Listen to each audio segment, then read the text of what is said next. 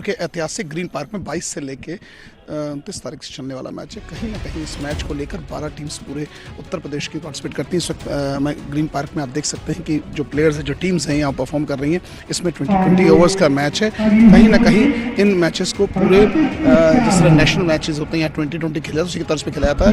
और क्योंकि कई समय से चल रहा है, इसके जो आयोजक हैं उससे उनसे बात करनी चाहिए, कोशिश करेंगे कि आखिर वास्तविकता इसमें है क्या, कि इसमें क्या क्या चीज़ें में अट्रैक्शन पॉइंट क्या रहेगा। सर, इस मैच का अट्रैक्शन क्या है?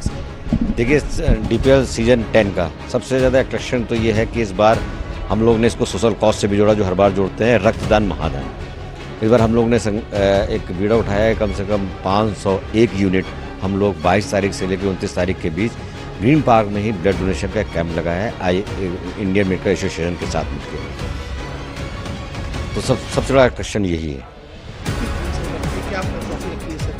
इस बार कुल 12 टीमें हैं और इस बार जो प्राइज़ है वो सारा कैश मनी प्राइज़ है। विनिंग टीम को 6,51,000 रुपये, रनर टीम को 4,51,000 रुपये, मैन ऑफ द सीरीज़ को 3,51,000 रुपये और her man of the match को 7,500 रुपये अगर नगद पुरस्कार। कहीं निश्चित तौर पर जिस प्रकार से IPL का मैच, उसी तरह से DPL के मैच है और खेल का खेल और कैश का कैश, यानी कहीं ना कहीं ये मैच अब निश्चित तौर पर आज से लेकर 29 तक रोमांचक हो। जो जीतने वाली टीम होगी उसको 6,51,000 का पुरस्कार दिया जाएगा। इससे खिलाड़ियों का प्रोत्साहन होगा। आशीष पांडे के साथ अमित गंचू, न्यूज़ 18 कानपुर। जल्द पेश होने वाला है आम जनता की उम्मीदों का बजट, जिसको लेकर हर वर्ग में उत्साह के साथ साथ सवाल भी है कि क्या आने वाले बजट से अच्छे दिन आएंगे। ये सवाल इसलिए भी क्योंकि पिछले दिनों प्याज टमाटर से लेकर रोजमर्रा इस्तेमाल होने वाली तमाम चीजों की महंगाई ने खासा परेशान किया है लोगों को, और खास तौर पे परेशान हुई हैं गृहिणियां, जिनको घर चलाने की जिम्मेदारी होती है। इसीलिए बजट को लेकर के हम बात करेंगे गृहिणियों से ही। मैं अब सोच रही हूँ टमाटर कितना डालूं, कितना यूज करूँ, कितना छोड़ दूँ। ठीक है, आप देखिए क्या कहते हैं कि हर किचन, अब हमारे पास ये प्रोडक्ट है, मैं सुबह डेयरी प्रोडक्ट हमारे हैं, हमारे डेयरी प्रोडक्ट्स इतने महंगे हो गए, क्या बच्चों को कितनी क्वांटिटी में दें, कैसे हम अपने परिवार को चलाएं, कैसे हम अपने बच्चों को चलाएं, हमें समझ में नहीं आ रहा है। बड़े काम तो क्या कहते हैं कि हस्बैंड लोग कर जा रहे हैं, लेकिन किचन तो हमारे ऊपर है। जो हमारे ऊपर है, हम उसको किस हिसाब से किस तरह से डील करें, हमको भी सोचना पड़ता है। महिलाओं से चर्चा कर रहे थे कि जो आने वाला बजट होगा वो कैसा होगा और सबसे ज्यादा उम्मीदें किस तरीके की होंगी महिलाओं की, जिससे हमने बात करके ये पाया है कि महिलाएं कम से कम रोजमर्रा की चीजों के महंगे होने से खासा परेशान है। क्या मैं नामिका, न्यूज़ 18।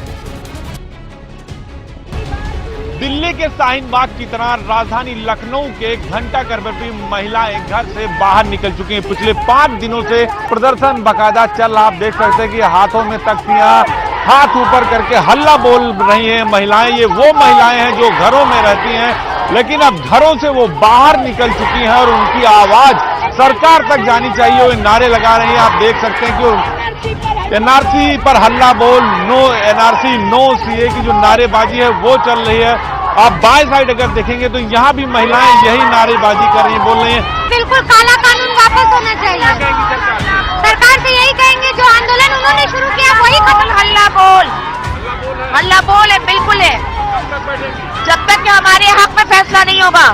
अब सड़क पर आ गए, यानी शाहीन बाग और लखनऊ का घंटाघर, इसके अलावा उत्तर प्रदेश के ऐसे कई इलाके हैं, चाहे प्रयागराज हो या फिर मुरादाबाद हो या फिर आजमगढ़, ये प्रोटेस्ट यूं ही चलता रहा तो सरकार के लिए एक बड़ी चुनौती है। हालांकि सुप्रीम कोर्ट ने जरूर 4 हफ्ते का वक्त सरकार को दिया है, लेकिन इनका ये प्रोटेस्ट यूं ही चलता रहा है। ये कहती हैं 4 दिन नहीं 4 साल, जब तक ये कानून वापस नहीं होगा हम यूं ही इनकलाब जिंदाबाद के नारे लगाते रहेंगे। वीडियो जर्नलिस्ट अखिलेश के साथ अजीत सिंह, न्यूज़ 18 लखनऊ।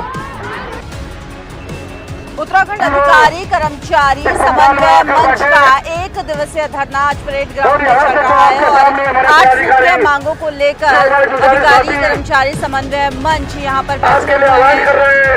इन लोगों की मांग है कि पुरानी पेंशन बहाली यहां पर की जाए, विभिन्न संवर्ग संगठनों के साथ किए गए समझौतों को लेकर भी शासनादेश जारी किया जाए। अब आगे की रणनीति के मद्देनजर सचिवालय कूच की इन लोगों ने प्लानिंग की है, जो कि 27 तारीख को करने वाले हैं परेड ग्राउंड से।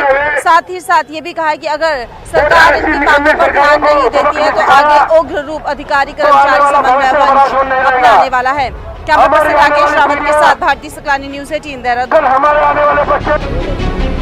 वाराणसी के काशी उपकेंद्र में एसडीओ के साथ मारपीट के बाद बिजली कर्मचारी आंदोलित हैं और आज उन्होंने चीफ इंजीनियर दफ्तर के बाहर बड़ी संख्या में मौजूद होकर प्रदर्शन किया। अब उनकी मांग ये है कि जब तक इस मारपीट के आरोपी भाजपा के पार्षद पर कार्रवाई नहीं हो जाती तब तक वो काम पर नहीं लौटेंगे। पहले दिन की इस हड़ताल से प्रभाव ये हुआ कि जो सुबह का मॉर्निंग डिस्कनेक्शन अभियान होता है वो नहीं हुआ, साथ ही साथ राजस्व को लेकर भी बड़ा झटका लगा है। तो फिलहाल इस जो है माहौल के बीच में कुछ कर्मचारी नेताओं के साथ बिजली विभाग के अफसरों की मीटिंग शुरू हो गई है, लेकिन फिलहाल यहाँ दफ्तर के नीचे बड़ी संख्या में जो उनके साथी कर्मचारी हैं, बिजली कर्मचारी, वो आंदोलित हैं। हम बात करने की कोशिश भी करते हैं कि क्या पूरा मसला है, आप लोग की क्या सीधे रुख होगा। देखिए, जब तक ये गिरफ्तारी नहीं होती है तब तक हम लोग आंदोलन ऐसे कार्य करेंगे और जब तक ये क्या आते बड़ा आंदोलन भी कर रहे हैं, बहुत बड़ा आंदोलन करेंगे और 24 तारीख से पूर्ण रूप से बंद किया जाएगा और ये सरकार के कान में जू नहीं रेंग रहा है, इसके लिए हम लोग बहुत खेद है। तो आपने सुना हमारे साथ जो आंदोलित बिजली कर्मचारी हैं जो कह रहे हैं कि अगर कार्रवाई नहीं हुई तो 24 से बड़ा आंदोलन करते हुए लगभग जो सारी सुविधाएं हैं, जो सारी बिजली विभाग के जो सारे कामकाज हैं वो पूर्ण रूप से ठप कर दिए जाएंगे। तो फिलहाल भाजपा पार्षद पर कार्रवाई को लेकर बिजली के कर्मचारी आंदोलित हैं और देखना ये होगा कि कब तक कार्रवाई होगी और कब तक जो बिजली विभाग का जो प्रक्रिया है, जो कर्मचारियों का कामकाज है, वो पूर्ण रूप से फिर से पटरी पर लौट पाएगा। कैमरा पर्सन पंकज सिन्हा के साथ उपेंद्र द्विवेदी, न्यूज़ 18 वाराणसी। अमेठी में एक विज्ञापन के ट्वीट के बाद बवंडर मचा हुआ है। विज्ञापन में केंद्रीय मंत्री स्मृति ईरानी के नाम का गलत इस्तेमाल हुआ है, जिस पर अमेठी पुलिस अधीक्षक ने एफआईआर दर्ज कर पूरे मामले की जांच शुरू कर दी है। आपको बता दें कि एक रियल एस्टेट कंपनी ने अमेठी सांसद स्मृति ईरानी और सूबे के राज्य मंत्री सुरेश पासी समेत भाजपा के जिला अध्यक्ष दुर्गेश त्रिपाठी के नाम का गलत इस्तेमाल हुआ है, जिस पर केंद्रीय मंत्री और अमेठी सांसद खफा हो गई हैं। और इस पूरे मामले पर स्मृति के अपर निजी सचिव विजय गुप्ता ने अमेठी पुलिस अधीक्षक को शिकायती पत्र देते हुए मामले पर कार्रवाई की बात कही है, जिसको लेकर अमेठी के जगदीशपुर कोतवाली में अज्ञात लोगों के खिलाफ 420 समेत कई गंभीर धाराओं में मुकदमा पंजीकृत कर मामले की जांच शुरू कर दी गई है। अज्ञात लोगों पर मुकदमा दर्ज हुआ है। इसमें कौन कौन लोग शामिल हैं और किनका किनका इस तरीके से सांसद और राज्य मंत्री के छवि को धूमिल करने का आरोप है, उनकी तहकीकात की जा रही है। साथ में क्योंकि इसमें फॉर्ज किया गया है, नाम, पदनाम और फोटो का इस्तेमाल किया गया है और कोई रिटर्न में उनके पास अनुमति नहीं है, कोई एनओसी नहीं है, तो उसमें एक तो हम लोग लीगल एक्शन ले रहे हैं और दूसरा हम लोग डीएम कार्यालय के थ्रू जो इनके ठेकेदारी के या प्लॉटिंग के एनओसी के संबंध में इनके जो नो ऑब्जेक्शन सर्टिफिकेट्स और अनापत्ति रिपोर्ट उनके यहाँ से जारी हुई है, उस संबंध में भी पुनः जांच करने हेतु मेरे द्वारा पत्राचार किया जा रहा है। किस धारा में मुकदमा पंजीकृत किया गया है और लगभग कितने लोग इसमें आ रहे हैं? इसमें 420 और 267 के धारा में हमने आईपीसी की धारा में हमने मुकदमा पंजीकृत किया है और कई लोगों से पूछताछ चल रही है। पूरे मामले की विवेचना शुरू हो गई है। आपको बता दें, स्थानीय अखबार में एक रियल एस्टेट कंपनी ने विज्ञापन निकाला था, जिस पर यह पूरा बवंडर हुआ है। पप्पू पांडे, न्यूज़ 18 अमेठी।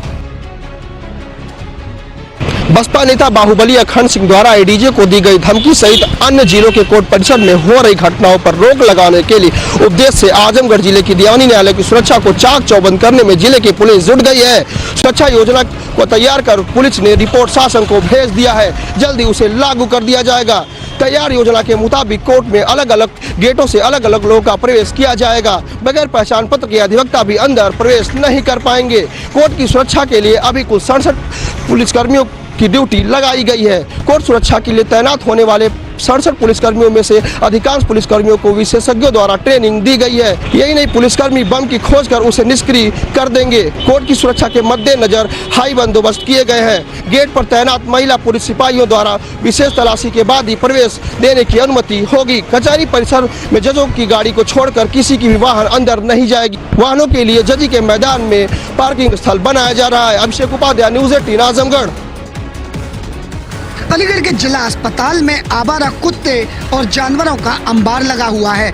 आपको बता दें कि यहाँ आवारा कुत्ते और जानवर घूमते रहते हैं, जो तीमारदार को परेशान करते हैं और उनको काटने के बाद यहाँ जब रेबिन का इंजेक्शन लगवाने के लिए यहाँ आया जाता है तो यहाँ इंजेक्शन के नाम पर लोगों को टरका दिया जाता है और डॉक्टर समय का अभाव या इंजेक्शन की कमी होने के कारण लोगों को यहाँ से टहला देते हैं और जिसके बाद लोग महीनों तक चक्कर लगाते रहते हैं, लेकिन यहाँ इंजेक्शन नहीं लगता है। तो वहीं दूसरे डॉक्टर ने कहा कि जो आवारा कुत्तों के काटने वाले जो मामले हैं वो 300 से 400 यहाँ पर्चे बनाए जाते हैं और 300 से 400 मरीज यहाँ डेली आते हैं। तो जिला अस्पताल के अलावा पूरे जनपद में कुत्तों का कहर है और कुत्तों का कहर इतना बढ़ गया है कि 300 से 400 मामले डेली सामने आते हैं, लेकिन बावजूद उसके नगर निगम प्रशासन इनके खिलाफ कोई कार्रवाई नहीं कर रहा है। प्रशांत कुमार, न्यूज़ 18 उत्तर प्रदेश, अलीगढ़।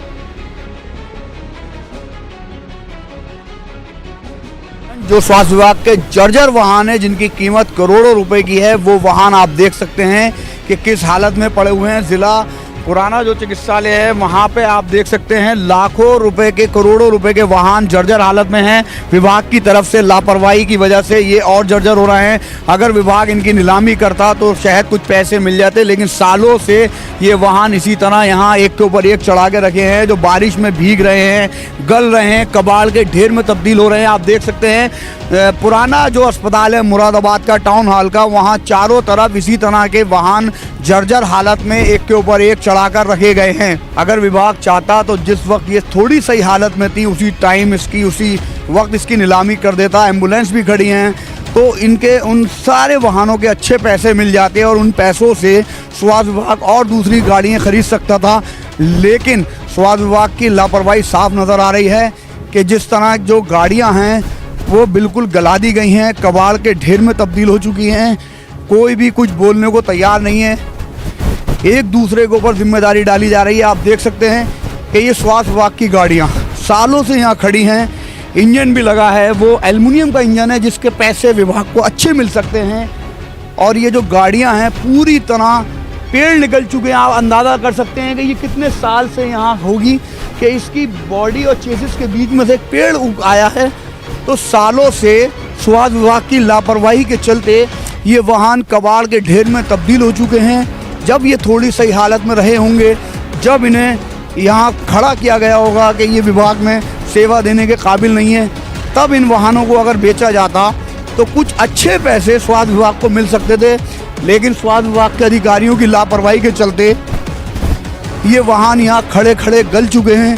आज अगर इनकी बात करें तो इनकी कीमत कौड़ियों के भाव में रह गई है। आप देख सकते हैं इंजन सालों से यहाँ पड़ा है। स्वास्थ्य विभाग अगर इनकी नीलामी कर इन पैसों से दूसरे वाहन खरीदता तो उससे कुछ फ़ायदा होता, लेकिन ये वाहन सालों से यहाँ एक दूसरे के ऊपर चढ़ाकर कबाड़ के ढेर में तब्दील कर दिए गए हैं। कूड़ा इसमें भर चुका है और ये यहाँ पर गलते गलते इसी तरह ख़त्म हो जाएंगे। लेकिन आपसी तालमेल ना होने की वजह से विभाग में या अन्य किसी कारण को लेकर इसकी नीलामी नहीं की गई है, जिसकी वजह से करोड़ों रुपए की ये गाड़ियाँ राख बन रही हैं। वीडियो जर्नलिस्ट सागर रस्तोगी के साथ फरीद शमसी, न्यूज़ 18 मुरादाबाद। से ज़्यादा ट्रेनें गुजरती हैं, इसमें 100 से ज़्यादा ट्रेनें ऐसी हैं जो यहाँ नहीं रुकती हैं, जिसके लोग रेल पटरियाँ पार करते हैं। स्टेशन पर सैकड़ों लोग रोज रेल पटरियाँ पार करते हैं और जो RAF है वह इस पे अंकुश नहीं लगा पा रही है। जगह जगह लिख दिया गया है कि रेलवे पटरी पार करना दंडनीय अपराध है, लेकिन न्यूज़ 18 के कैमरे में जो तस्वीरें कैद हुई हैं, रेल पटरियाँ जो पार करते हैं गलत है कि नहीं गलत है? गलत है भाई साहब। तो आपने खुद पार की रेल पटरी? मैंने कहाँ पार की? तो कैमरे में कैद हो गए, आप अभी पार किया, गलत किया है ना आपने? गलत तो है ही है। तो आगे से पार करेंगे फिर? नहीं सॉरी, आपकी तो जिम्मेदारी है रेल पटरी पार? नहीं जिम्मेदारी है तो सॉरी, आगे से नहीं होगा। वह भयावह है और हादसा यहाँ अक्सर होता रहता है, इसके बावजूद लोग हैं कि मानते नहीं। कैमरामैन बंटी के साथ हिमांशु त्रिपाठी, न्यूज़ 18 आगरा। माघ मेला में स्नान करने जाने वाले यात्रियों को कोई असुविधा न हो, इसके लिए परिवहन विभाग के साथ साथ रेलवे ने भी कमर कस ली है। परिवहन विभाग के गोरखपुर परिक्षेत्र से 380 बसें चलाई जा रही हैं, जिसमें गोरखपुर परिक्षेत्र की जो 8 डिपो हैं वहां से तो बसें चल ही रही हैं, साथ ही कई अन्य जगहों से भी बसें चलाई जा रही हैं, जिसमें कौड़ीराम, नौसड़, खजनी ऐसी जगह है जहां पे श्रद्धालु एक साथ इकट्ठा हो रहे हैं और वहां से परिवहन विभाग की बसें उन श्रद्धालुओं को लेकर प्रयागराज के लिए रवाना हो रही हैं। इसी के साथ रेलवे भी 3 नई ट्रेनों को चला रहा है, जिससे जो श्रद्धालु प्रयागराज स्नान करने जाना चाहते हैं उनको कोई असुविधा ना हो और साथ ही उनकी पूरी सुविधाओं का ख्याल परिवहन और रेलवे दोनों डिपार्टमेंट मिलकर रख रहे हैं। अखिलेश पांडे के साथ रामगोपाल द्विवेदी, न्यूज़ 18 गोरखपुर।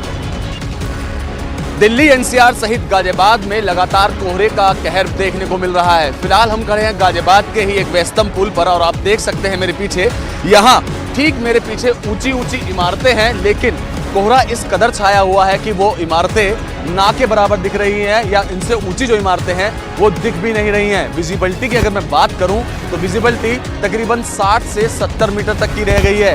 ऐसे में ये कहना बिल्कुल भी गलत नहीं होगा कि आने वाले समय में ठंड लोगों को और भी ज़्यादा परेशान करने वाली है। इस कोहरे की वजह से खासी दिक्कत जो हो रही है वो 2 व्हीलर चालकों को हो रही है, क्योंकि दिन के समय में भी उन्हें जिस तरीके से लाइट जलाकर यहाँ चलना पड़ रहा है, क्योंकि कोहरा इस कदर बढ़ा हुआ है कि विजिबिलिटी बहुत ही कम हो चुकी है। कमोवेश ये हालत न सिर्फ गाजियाबाद बल्कि पूरे एनसीआर के हैं। आपको बता दें, मौसम विभाग के अनुसार आगामी आने वाले दिनों में कोहरे का कहर और भी ज्यादा बढ़ता रहेगा। वहीं दूसरी ओर जो ठंड थी, जिसको अभी लोग बाग कह रहे थे कि जाने वाली है, इस कोहरे के बढ़ने से ठंड बढ़ने के आसार भी लगातार देखने को मिल रहे हैं। कोहरा बहुत समस्या का सामना करना पड़ रहा है, बहुत ज़्यादा, और लाइट रोड पर है नहीं, और आज और दिन से ज़्यादा सर्दी है कोहरे की वजह से। अच्छा, टेम्पो चलाने में भी दिक्कत आ रही है? हाँ जी, टेम्पो चलाने में बहुत परेशानी आ रही है, रोड पर कोई नज़र नहीं आ रहा। वहीं दूसरी ओर बढ़ते कोहरे की वजह से अस्पतालों में बुजुर्गों और छोटे बच्चों की जो बीमारी की तादाद है वो दिन ब दिन बढ़ती जा रही है। कैमरा पर्सन शिवम के साथ अमित राणा, न्यूज़ 18 उत्तर प्रदेश। और रुकेंगे छोटे से ब्रेक के लिए, जल्द लौटते हैं कुछ और।